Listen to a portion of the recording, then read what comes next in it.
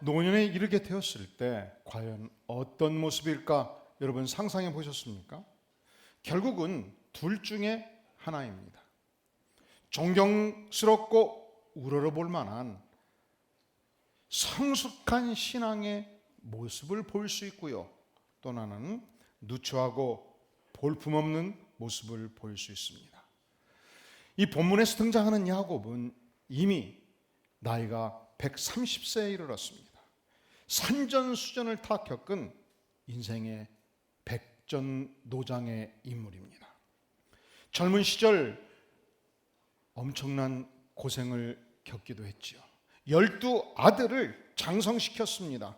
그는 결정적으로 인생의 위기를 만날 때마다 하나님을 체험했고, 그래서 신앙이 무르익을 대로 무르익은 연령에 이른 것입니다.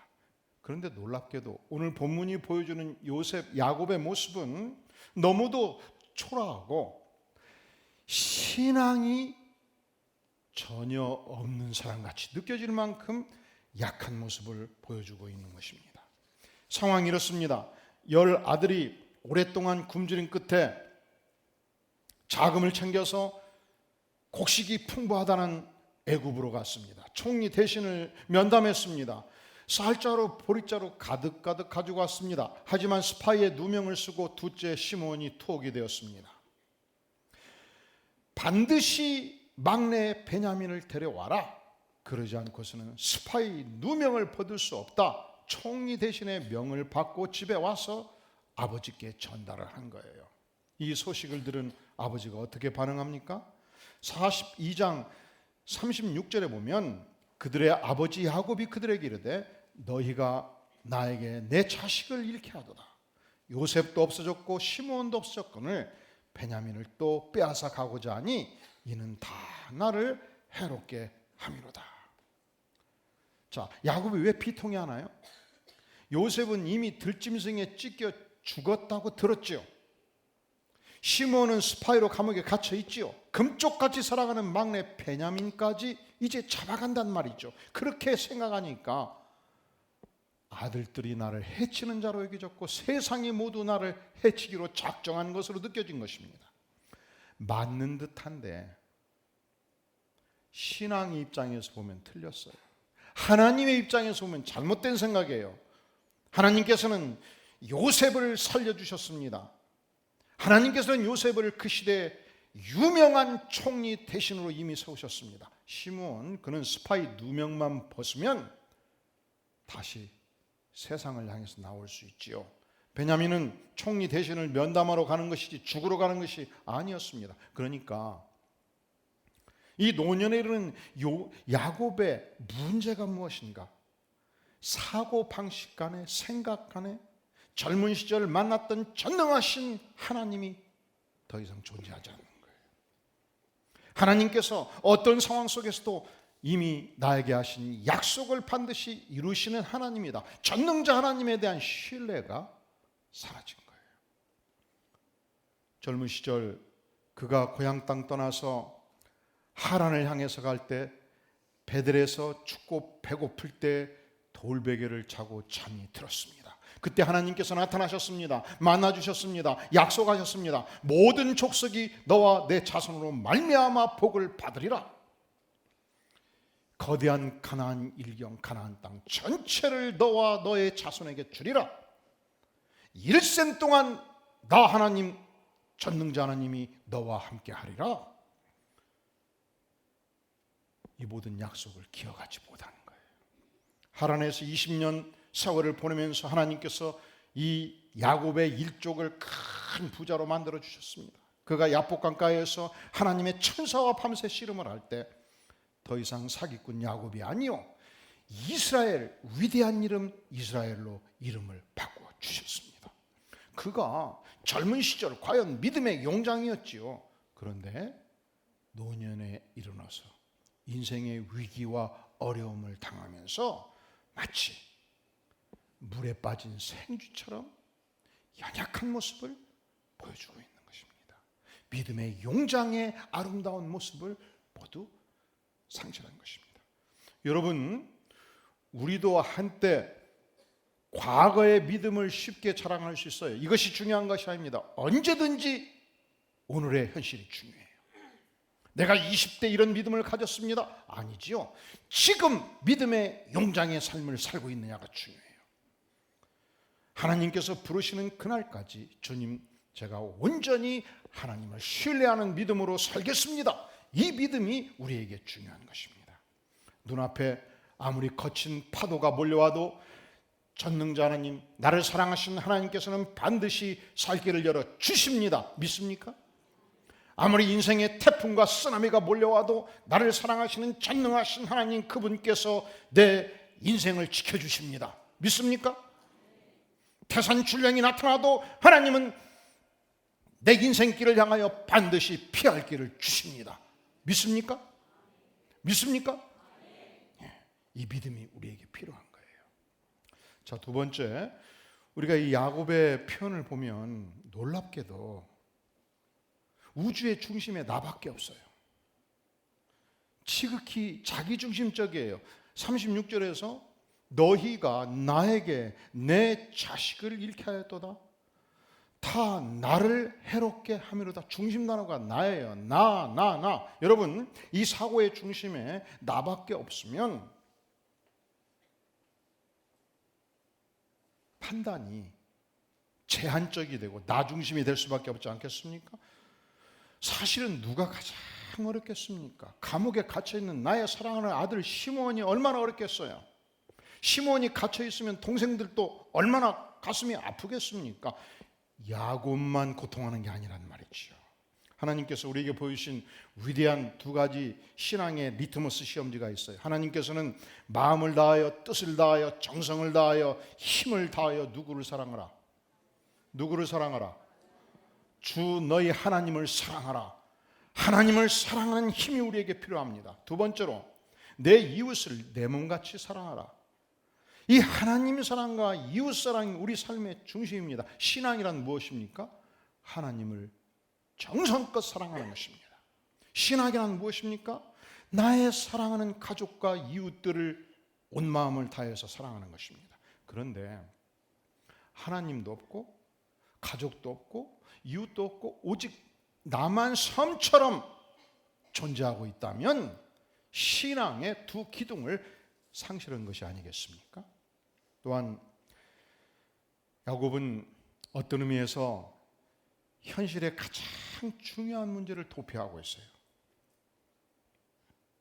아들들이 귀환했을 때 많은 양식을 가져왔지요.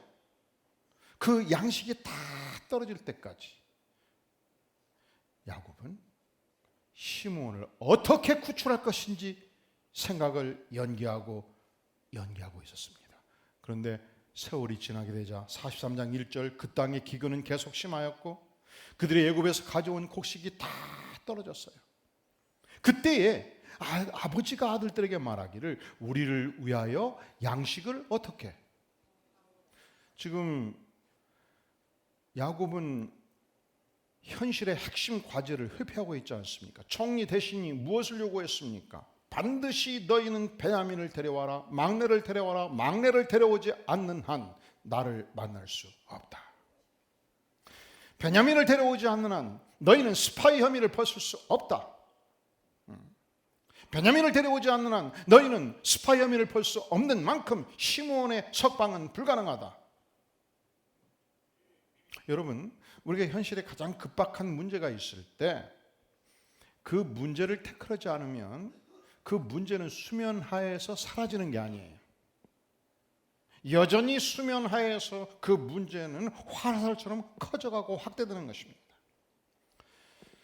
여러분 중에 아직 결혼하지 않는 미혼 처녀가 있다면, 여러분의 자녀 중에서 아직 결혼하지 않는 미혼 남녀가 있다면 이 테스트를 반드시 하십시오. 나의 사랑하는 미래의 남편이, 나의 사랑하는 미래의 아내가 현실의 문제가 있을 때 그 문제를 어떻게 해결해 나가는가. 결혼을 했다고 가정합시다. 내 사랑하는 남편이 오늘 굶주리고 있는데 이 굶주림의 문제에 대해서 아무 관심이, 당신은 알아서 해. 집안의 대소사에 대해서 아무 관심이 없어요. 직장의 중요한 문제에 대해서 아무 관심이 없어요. 태클하잖아요. 물러서요. 이런 남자와 이런 여자와 사는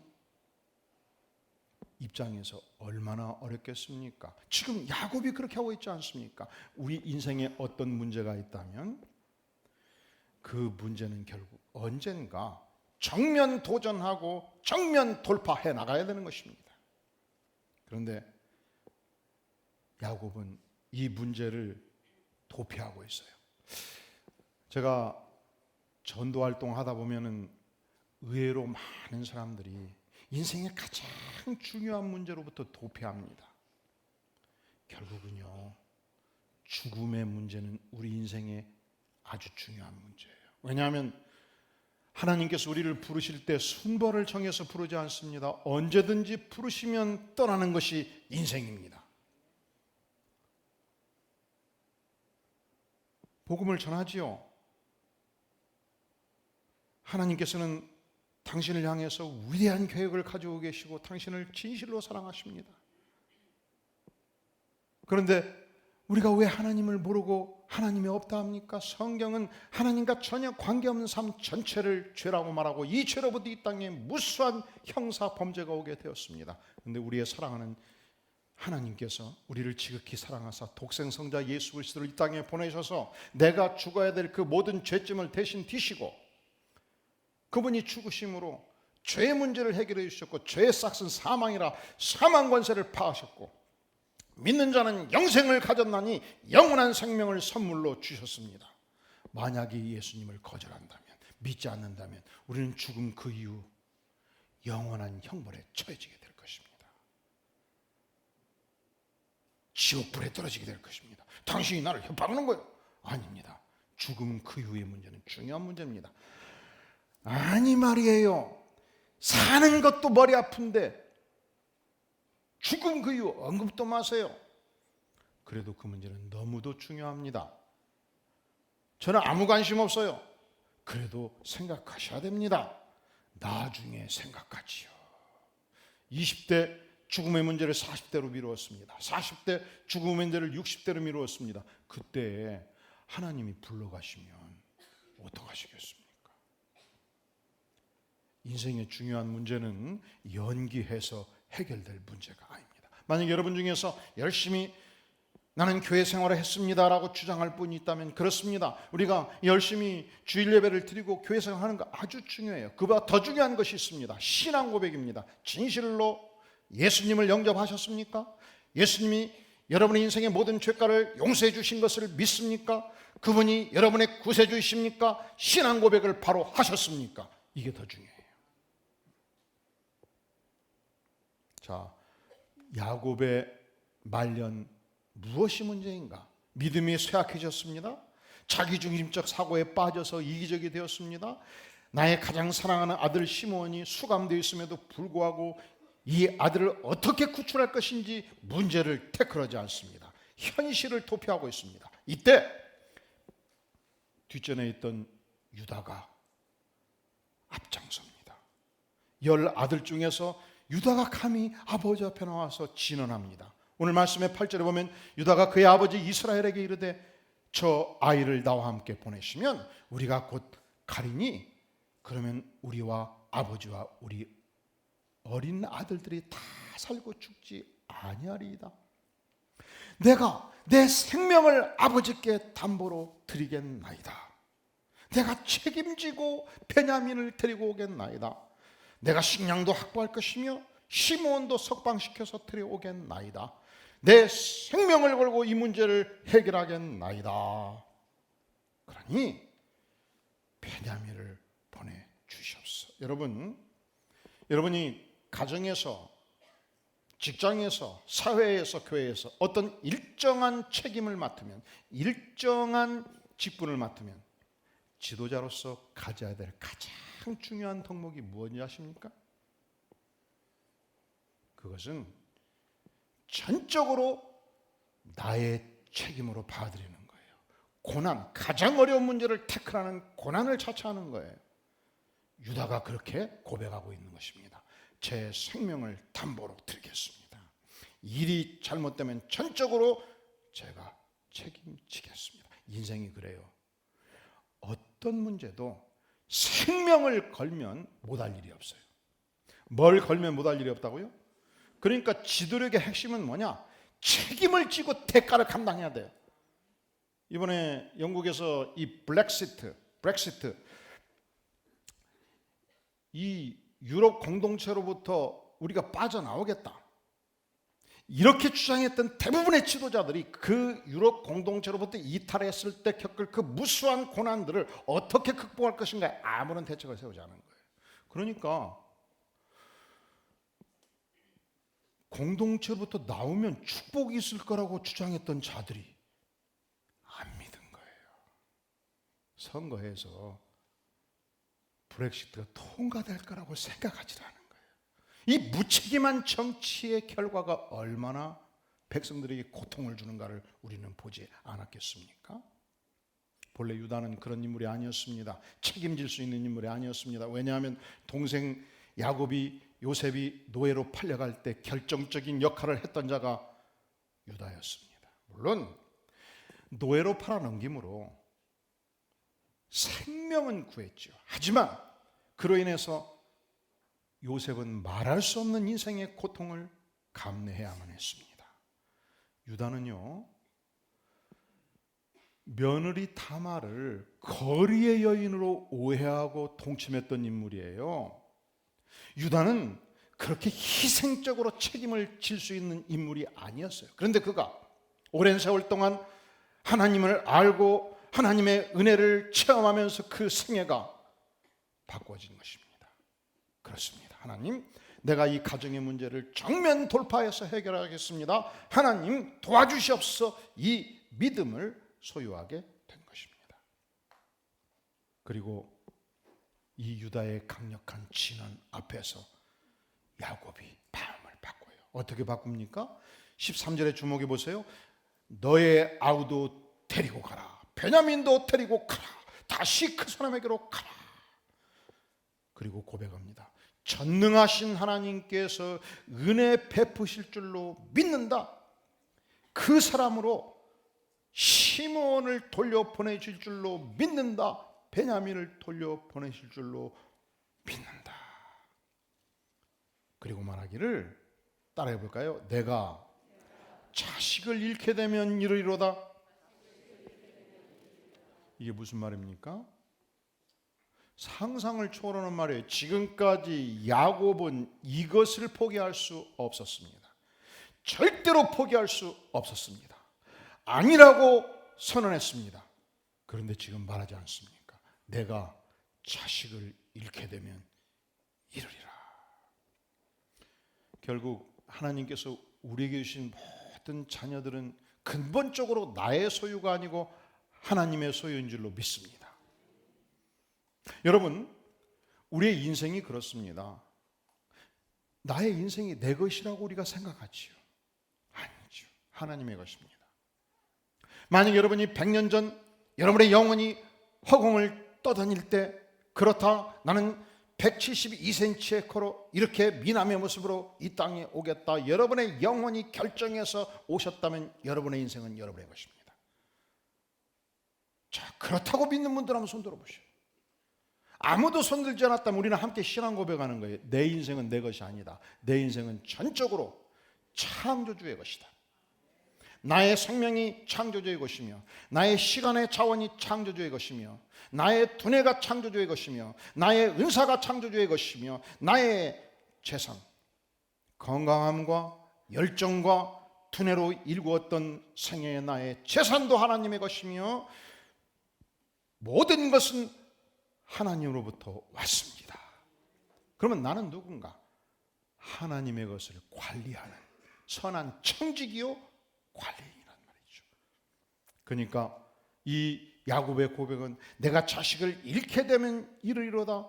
전능하신 하나님께서 은혜를 베풀어 주시기를 원하나이다. 이 신앙 고백을 통해서 그는 스스로 권리 포기를 한 것입니다. 여러분, 이 저보다 연세가 많으신 어르신들만 빼놓고 저보다 혹시 한 살이라도 밑에 있으신 분들은 모두 손을 한번 쥐어보세요. 꽉 쥐어보세요. 꽉 쥐어보세요. 힘들지요? 힘 빼고 그냥 펴셔. 편하지요? 이거예요. 권리 포기하세요. 내려놓으세요. 고백하세요. 내 인생은 전적으로 주님의 것입니다. 그러면 평화가 와요. 인생의 자유를 누리게 되는 것입니다. 그러면 하나님의 축복이 우리에게 오는 것입니다. 이 고백을 했을 때 10명이 애굽 땅에 갔을 때 어떤 상황이 전개되었습니까? 16절을 주목해 보십시오. 요셉은 베냐민이 그들과 함께 있음을 보고 자기의 청지기에 이르되 이 사람들을 집으로 인도해 드리고 짐승을 잡고 준비하라. 이 사람들이 정오에 나와 함께 먹을 것이니라. 그렇습니다. 하나님께서는 요셉을 통해서 거대한 잔치를, 만찬을, 천국의 잔치를 준비해 주신 것입니다. 사랑하시는 성도 여러분, 여러분은 하나님을 위해서, 하나님의 교회를 위해서, 한 영혼을 위해서 무엇을 포기하셨습니까? 우리가 포기할 수 없는 것을 포기하고 주 앞에 드릴 때 하나님은 기뻐하십니다. 하나님은 천국의 잔치를 배설해 주시는 것입니다. 예수님의 삶이 그러하였습니다. 예수님은 하나님이셨습니다. 하나님의 권세와 능력을 가지고 계셨습니다. 그런데 죄 많은 인생들을 위해서 하나님과 동등됨을 포기하셨습니다. 하늘 보좌를 버리셨습니다. 죄 많고 냄새나는 인간의 몸을 입고 이 땅에 오셨습니다. 나의 죄를 용서하시기 위해서 고난의 채찍을 받으셨습니다. 온몸에 피를 흘리셨습니다. 수치를 당하셨습니다. 죽음에 이르셨습니다. 자기를 버리심으로 온 인류를 구원하셨습니다. 그리고 주께서 말씀하시죠. 나를 따르라. 나를 따르라. 우리 주님은 하나님이심에도 불구하고 우리를 구원하기 위해서 모든 하늘의 권리를 포기하셨습니다. 우리는 달라요. 원래 우리는 권리가 없었습니다. 원래 우리는 생명이 없었습니다. 창조주 하나님께서 우리에게 생명을 주셨고 은혜를 베풀어 주셨고 삶의 축복을 주셨습니다. 그런 거로 우리는 마땅히 이 놀라우신 하나님의 은혜 앞에 고백하는 것입니다. 나의 모든 소유는 주님의 것입니다. 오늘의 나의 존재도 주님의 온전한 선물입니다. 어느 재벌 회장님이 거대 기업을 일구다가 하나님의 은혜를 처음 했습니다. 십자가의 복음을 알게 되었습니다. 그 은혜가 너무 커서 기도하다 보니까 이 모든 기업도 하나님의 선물인 것을 알게 된 거예요. 아, 그렇구나. 이게 내 것이 아니구나. 하나님의 선물이구나. 하나님의 것이구나. 아, 그런데 문제는 무슨 주식회사 등기를 떼보니까 대표자 자기 이름으로 되어 있잖아요. 근데 이게 누구 거예요? 그래서 총무부장을 불렀습니다. 기업의 대표자를 바꿔라. 등기를 바꿔라. 누구로? 하나님으로. 등기소에서 뭐라고 했겠습니까? 하나님은 인간 이름이 아닌 거로 등기할 수 없다. 여러분, 정신적으로 영적으로는 나의 자녀가 하나님의 것입니다. 정신적으로 영적으로는 나의 모든 기업이 하나님의 것입니다. 정신적으로 영적으로는 여러분의 이름으로 되어 있는 아파트와 여러분의 이름으로 되어 있는 모든 기업의 주인이 하나님이십니다. 믿습니까?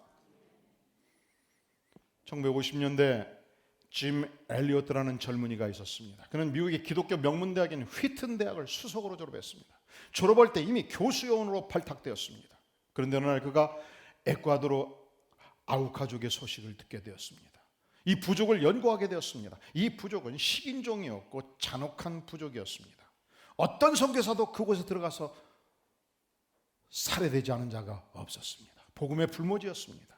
그는 이 부족을 위해서 날마다 기도하면서 하나님의 부르심을 받습니다.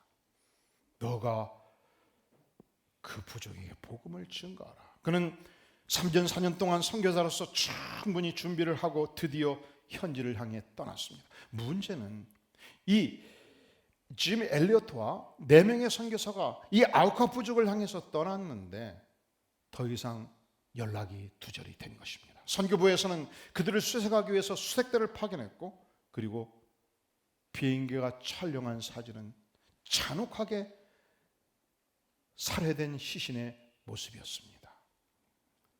미국을 더욱 놀라게 한 것은 그 다음 사건이에요. 그의 아내였던 엘리자베스 엘리엇이 간호학교에 들어갔습니다.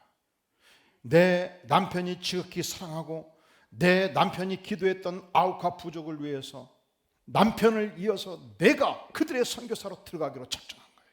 이 연약한 여인이 간호대학을 마치고 간호사 자격을 가지고 다시 아우카 부족을 향해서 떠났습니다.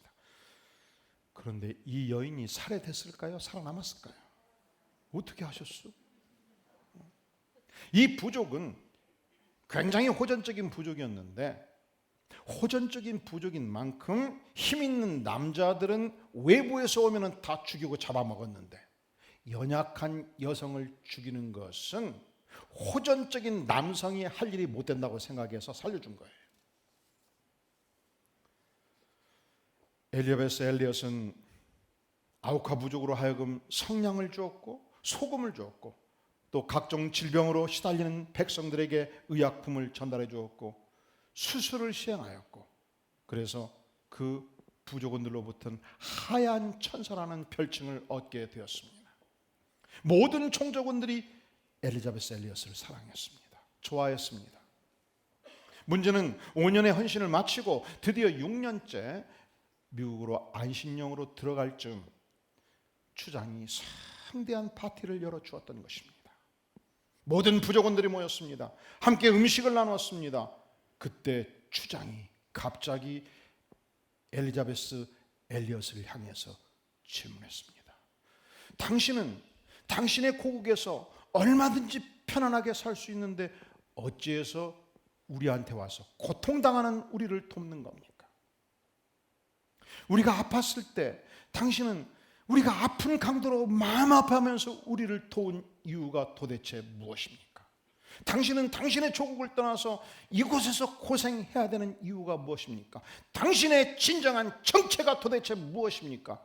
이때 이 여인이 부족들을 향해서, 추장을 향해서 말합니다. 내가 이것을 진실로 말할 때 여러분들이 나를 믿어주기를 바라고, 여러분이 5년 전 이러이러한 모습을 하고 있는 한 남성, 백인 남성, 그리고 그의 동료들을 죽인 적이 있지 않소? 그렇소.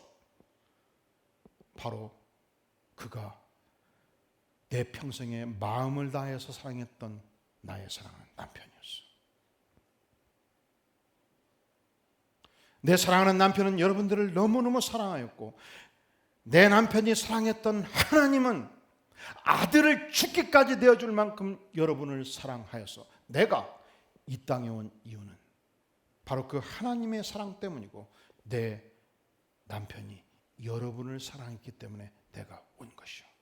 이 이야기를 들었던 추장은 갑자기 고개를 숙이고 엎드려서 통곡하기 시작했습니다. 모든 부족들이 통곡하기 시작했습니다. 그날 전 부족이 예수 그리스도 앞에 돌아왔습니다.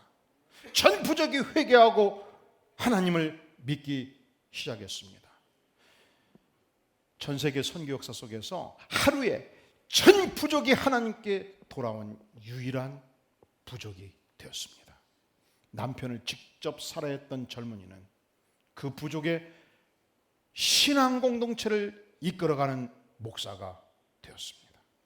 사랑하시는 성도 여러분, 내 인생은 근본적으로 내 것이 아닙니다. 하나님의 소유입니다.